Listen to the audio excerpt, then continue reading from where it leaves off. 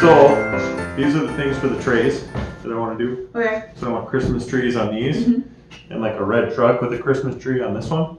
So like mom's painting. Is that what she wants? Yeah. Yeah, same thing.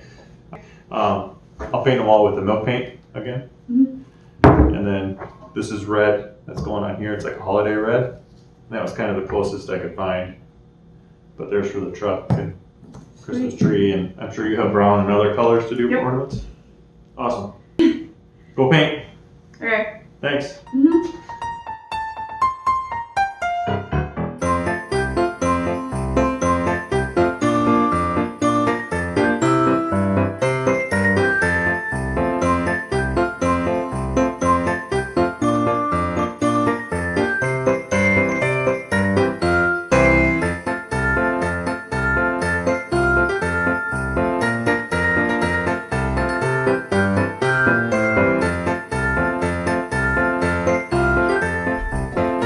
These have some paint on the side because I was sloppy, but I cut these a little oversized, so I should be able to run them right through the table. So I'll just clean up the edges on each and be fine.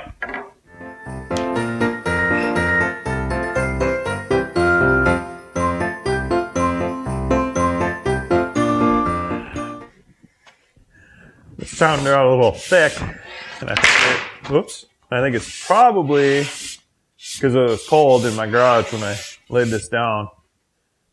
So I'm just going to hit it with a little 600 grit, kind of knock it down a little bit.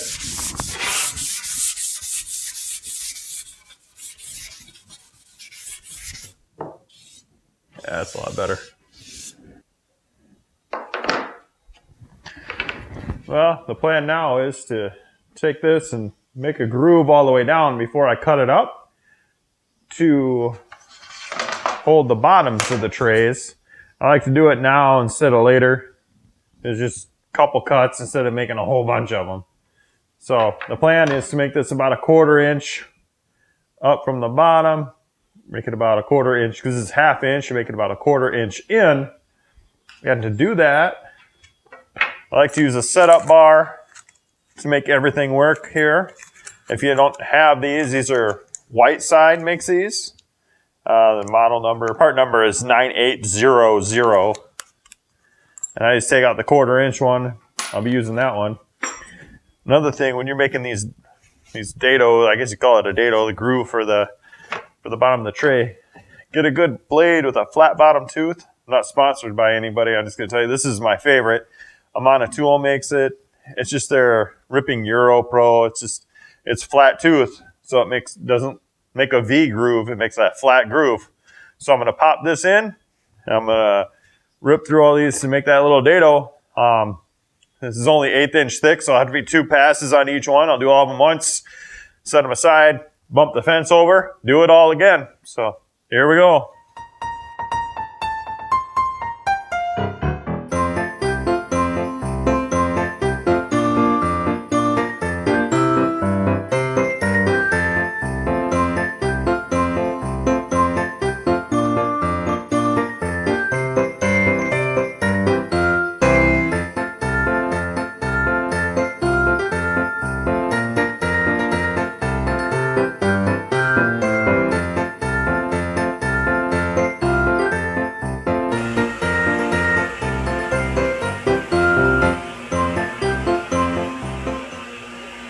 See how flat that is? A lot of times you have a V cut, totally flat.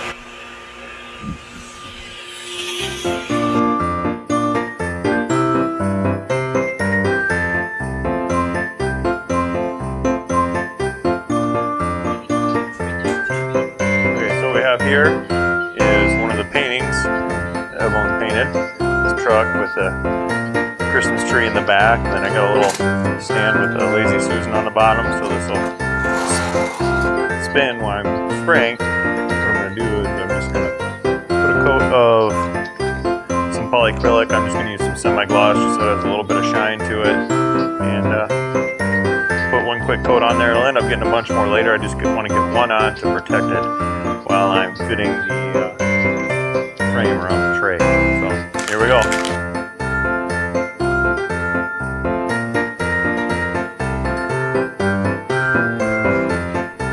Here's one of the pictures of the truck. This is going to be the bottom of one of the trays. I know my saw blade runs right through that little kerf there. This is 19 inches, but there's a little bit of gap on each side, about 3/8 of an inch each way, or 3/16 of an inch each way. So again, little brass bars to the rescue. There's a 3/16 one in here. That right up to the edge of that kerf. I have to stand it up because the ends are rounded. My truck right up to it.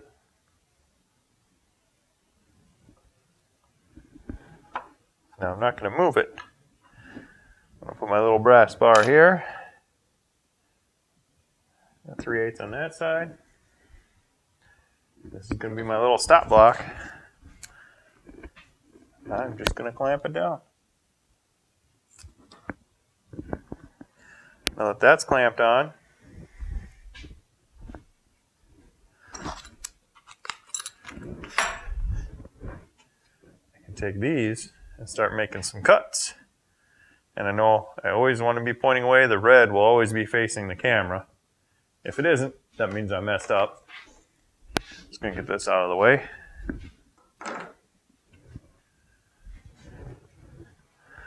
This will bump right up against that stop there. And I had to make the stop a little thicker because I knew the clamp was going to have to hang over, but no big deal there. But I'm going to raise the blade up. So that's as tall as this is. I don't care if I cut this off in the meantime, not a big deal.